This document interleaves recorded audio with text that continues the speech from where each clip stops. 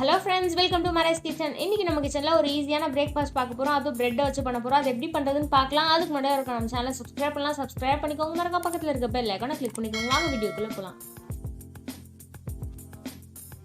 First ஒரு பவுல்ல 3 முட்டையை உடைச்சு ஊத்திக்கலாம்.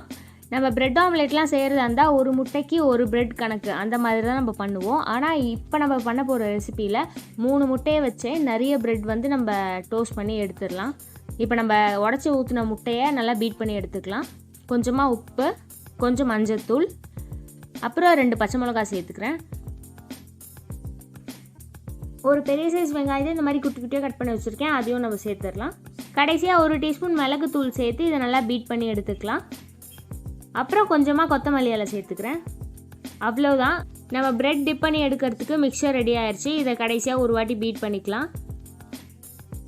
இப்போ ஒரு பேனில் கொஞ்சமாக எண்ணெய் ப்ரஷ் பண்ணிக்கிறேன்.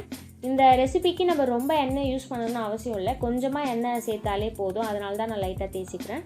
இப்போ நம்ம செஞ்சு வச்சுருந்த மிக்சரில் லைட்டாக டிப் பண்ணி எடுத்துக்கோங்க. ப்ரெட்டை நம்ம ரொம்ப நேரம் டிப் பண்ணியே வச்சுருந்தோம்னா முட்டை ஃபுல்லாக ஒரு ப்ரெட்லேயே அப்சர்வ் ஆயிரும். அதனால் லைட்டாக நம்ம டிப் பண்ணி எடுத்துட்டாலே கரெக்டாக இருக்கும். இப்போ நம்ம பேனில் வச்சு டோஸ்ட் பண்ணி எடுத்துக்கலாம்.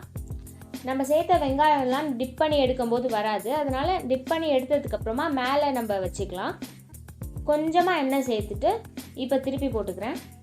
இந்த சைட்லேயும் நம்ம சேர்த்த வெங்காயம், பச்சை மிளகாய், கொத்தமல்லிலாம் இருக்கும்ல, அதெல்லாம் கொஞ்சமாக எடுத்து வச்சிடலாம். இந்த ஆனியன் மசாலா பிரெட் செய்கிறது ரொம்பவே ஈஸி. நம்ம வீட்டில் முட்டையும் பிரெட்டும் இருந்தாலே போதும், நம்ம டக்குன்னு இந்த மசாலா பிரெட் ரெடி பண்ணி சாப்பிடலாம். செய்கிறதுக்கும் ரொம்ப நேரம்லாம் ஆகாது, ஒரு 5 to 10 மினிட்ஸ்லேயே நம்ம சூப்பராக ரெடி பண்ணிடலாம். 2 பக்கமும் நல்லா திருப்பி போட்டு நல்லா வேக வச்சு எடுத்துக்கோங்க. ஒரு வாட்டிக்கு நம்ம திருப்பி போடும்போதும் நல்லா அமுத்தி விட்டு வேக வைங்க. அப்போ தான் உள்ள முட்டை வந்து ஊறி இருக்கும் இல்லையா, அது எல்லாத்தையும் நம்ம அமுத்தி விட்டு வேக வச்சாதான் ரொம்பவே நல்லா இருக்கும். 2 பக்கமும் நல்லா கோல்டன் ப்ரௌன் கலர் வந்ததுக்கப்புறமா இப்போ நம்ம வெளியே எடுத்துடலாம். பாருங்கள், நம்ம மசாலா பிரெட் டோஸ்ட்லாம் எவ்வளோ சூப்பராக ரெடியாகி வந்திருக்குன்னு.